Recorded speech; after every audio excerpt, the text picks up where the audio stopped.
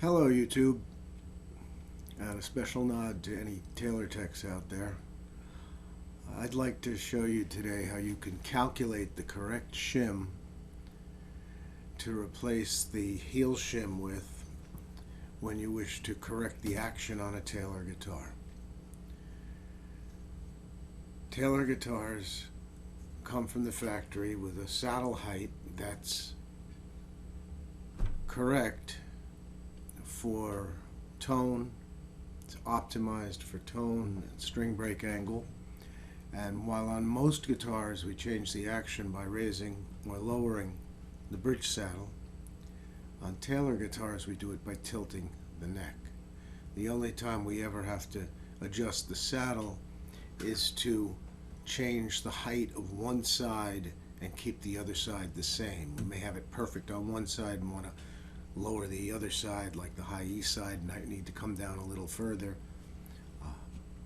That's where you would shave the saddle a little bit.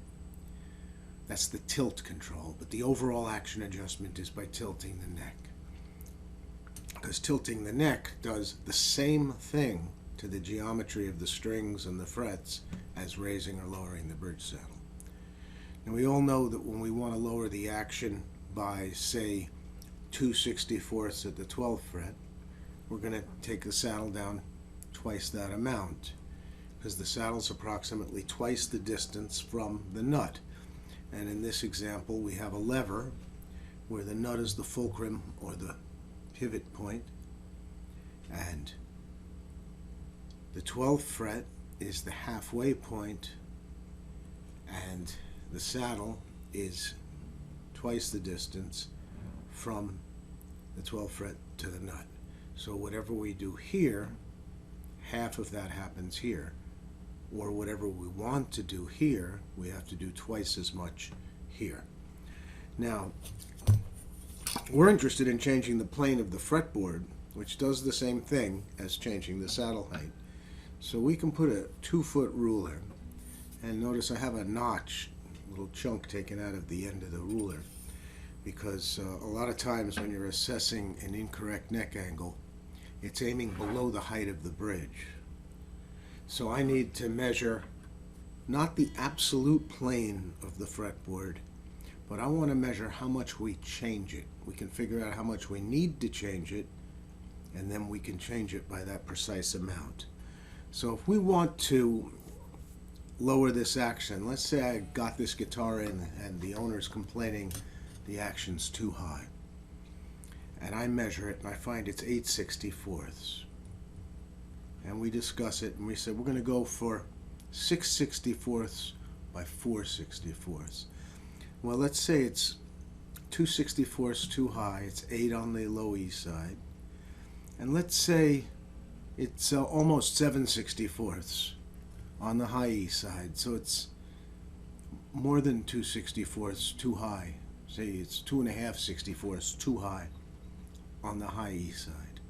Well, if I were to tilt the neck to get the high E correct, the low E would be too low, because whatever I take off here, if I take 2.5/64 off here, I'll take 2.5 off here. So we're only going to take 2 off. It's going to leave the high E a 1/2/64 high. So if I send the saddle down on the high E side a 1/64, that will effectively put the action back to 6/64. So I'm not going to lower the saddle. I'm going to tilt the neck so that the plane of the fretboard comes up 2/32, and that's going to get me my 2/64 over here.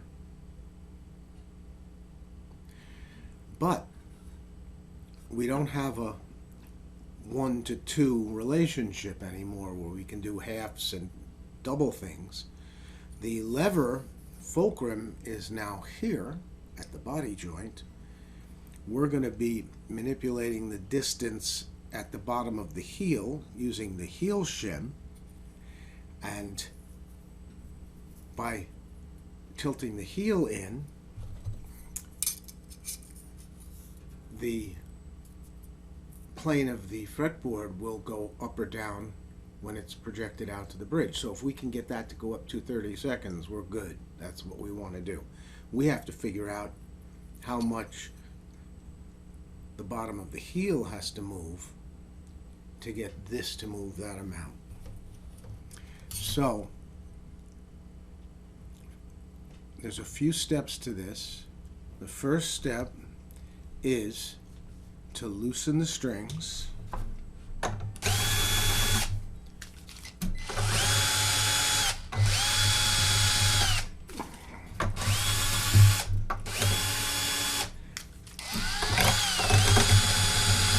And now the strings are slack.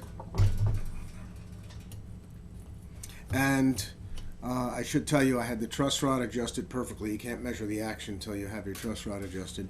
Now the neck might be too straight. With the no tension on it, might even be backbowed.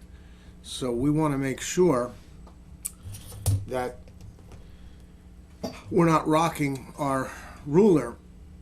And so we can put a couple of shims here just to get the ruler up above any back bow situation that we might have created.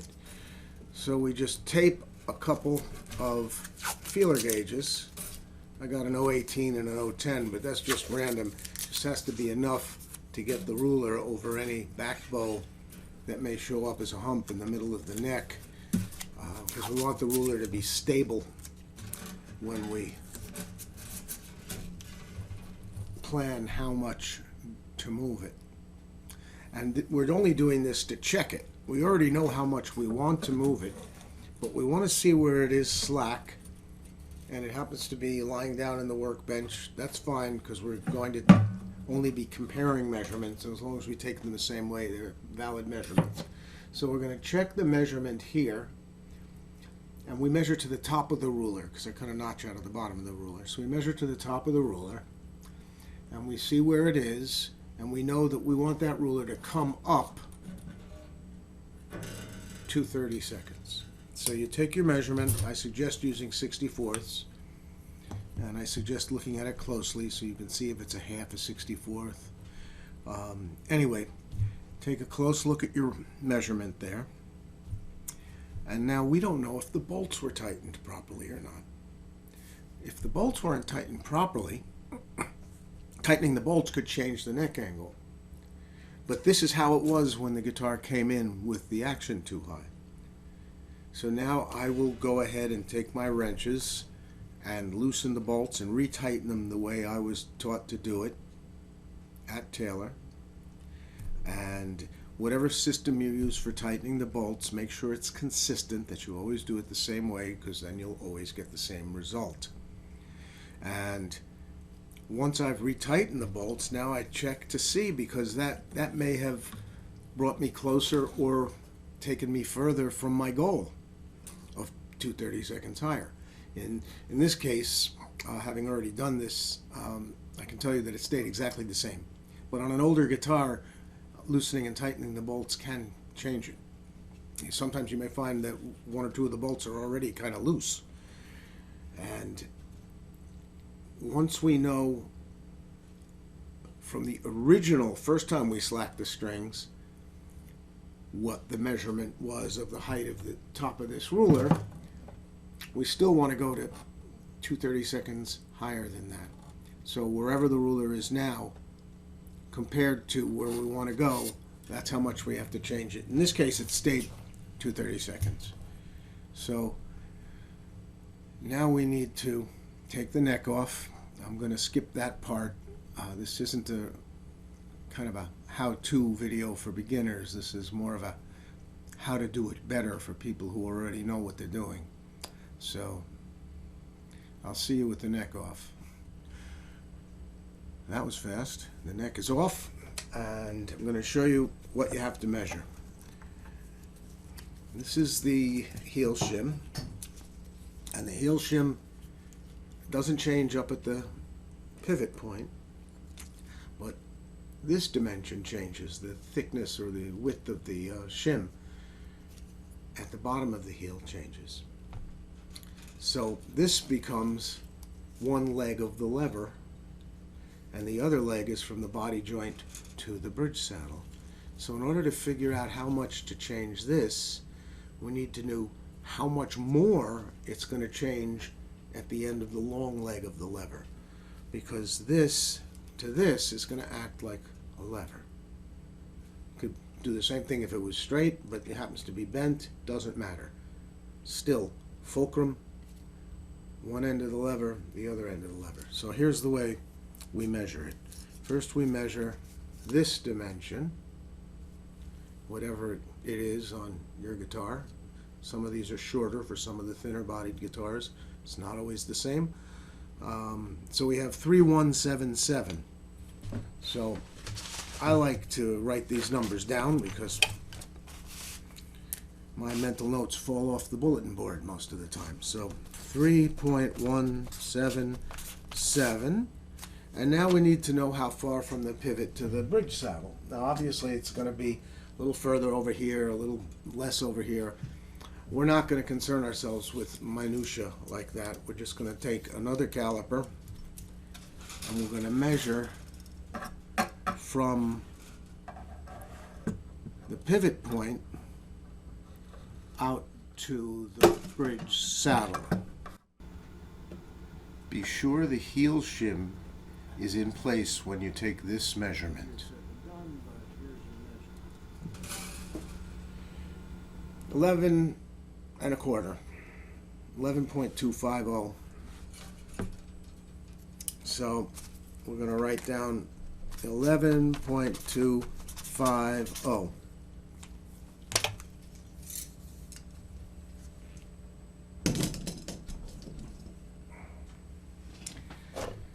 Now, this is the short leg of the lever. This is the long leg of the lever. So what we're going to do is going to divide. We want to see how much bigger that big one is than the little one.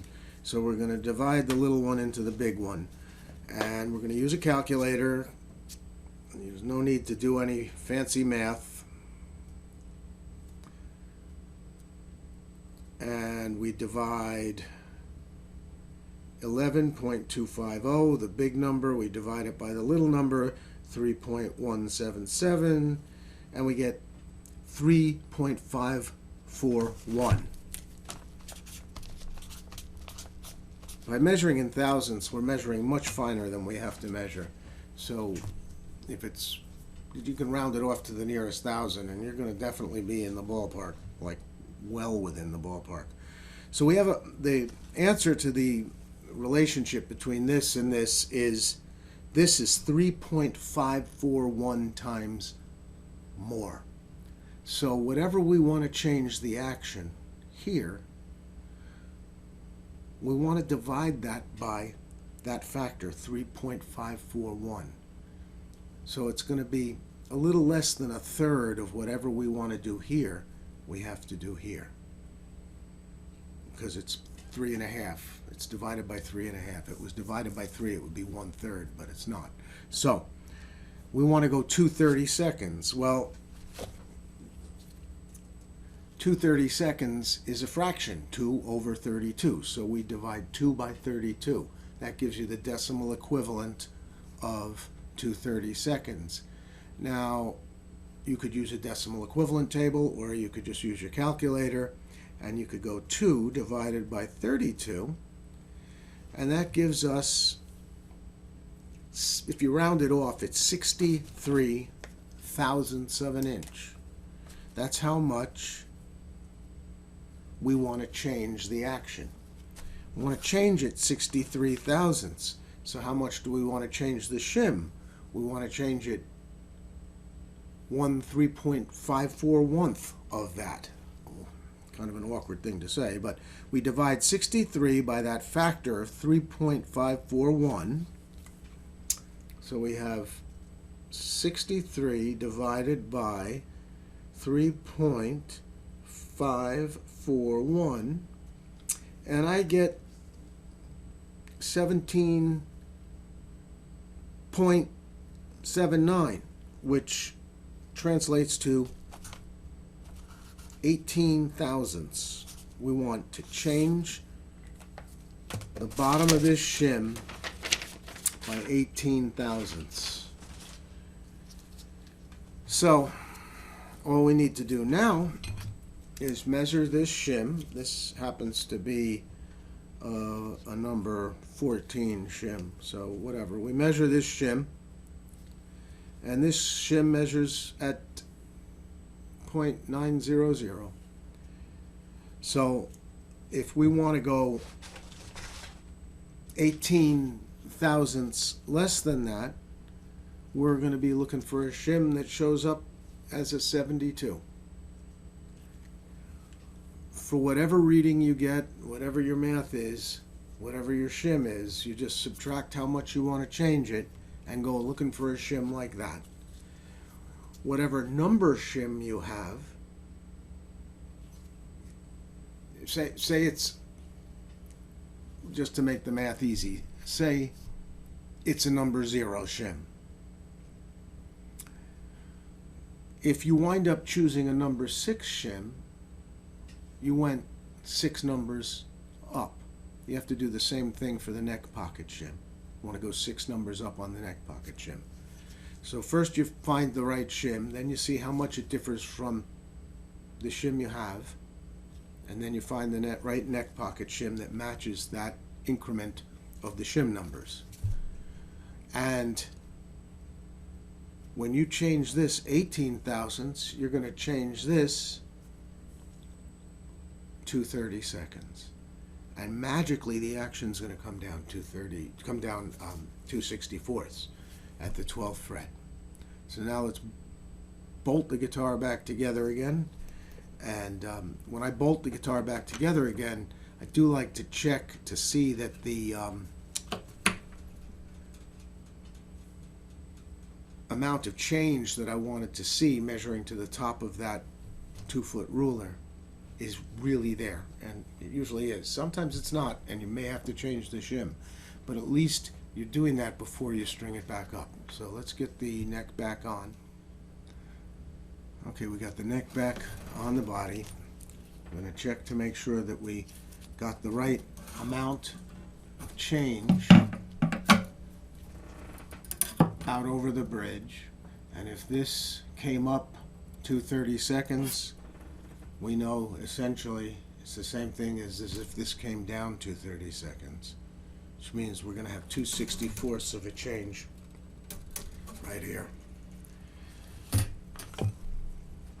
Now we can take our shims off, tighten up the strings, and your guitar should have the exact correct action. Guitar's all tuned up, and now we can check the action. I suggest also, especially if you made a large action difference, recheck the neck relief.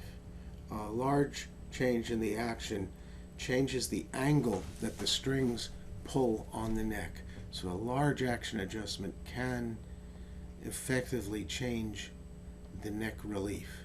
So you want to make sure that the neck relief is exactly where you had it when you measured the action originally, before you made any corrections. Once the relief is back to the same as it was, and we've changed the neck angle by the calculated, planned exact amount, we're going to have, oddly enough, the exact action that we wanted, which was 6/64ths. And while I had the string slacked, I did tweak the bridge saddle, so we have 4/64ths. And the high side had to come down a little bit more than the low side, so I dropped the saddle a little bit. And that's the story on how you calculate a neck angle change on a Taylor guitar. You can literally loosen the strings once, make your corrections, put the bolts in, put the label over the bolts, string the guitar up once, and hit the bullseye. With the method of measuring that I use in thousandths of an inch, I find I'm hitting the target within a fraction of a 64th, probably within a quarter of a 64th, which is into the realm of imperceptible to the player. Players can definitely feel 64ths. Most players can feel a half a 64th. get down to a quarter of a 64th, you get into the point where it just almost doesn't make a difference. Which is why you should measure that finely, because you want to measure what doesn't make a difference so you can have repeatability so that the player doesn't detect a difference. So that's the story on calculating Taylor neck resets. I will be doing a couple of videos on other calculations that I figured out that save time. One is for bolt-on electric guitar neck shimming. It's better to calculate than to kind of guess and use a hit or miss method. And I have another method of calculating the change in neck relief on guitars where you have to loosen the strings to get at the adjustment. Some guitars you have to take the neck off to adjust the truss rod, and it's kind of annoying to have to do that several times, guessing at what the result will be. It's much easier to do it once and take measurements that allow you to do it accurately, and then you're only concerned with stringing the guitar once. Anyway, see you in the next YouTube.